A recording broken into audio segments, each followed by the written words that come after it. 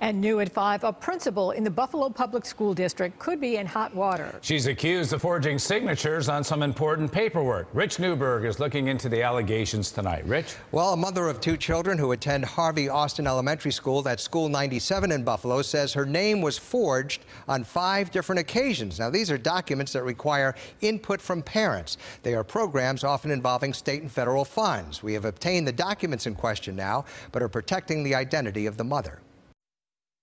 She was offended. The offended parent, who is also a teacher's aide at School 97 in Buffalo, says her signature was actually forged on 5 different documents this year and last year.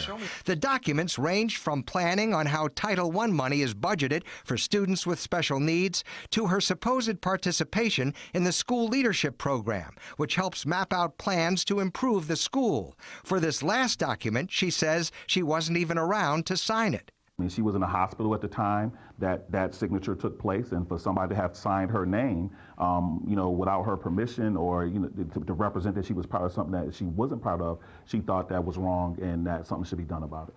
Parent input is required on these documents that go to the state. But in a signed affidavit to the state education department, this parent said Principal Bridget Gillespie admitted to me that she signed my name to the leadership form. She goes on to say, Principal Gillespie told me that if she gets arrested, then I would have to be transferred out of the school, impacting my job and my kids' continued presence at the school. She took that almost as a threat. I can't speak to what people's actual motive was, but at the end of the day, I see it as them wanting to represent that parents were part of the process when they weren't.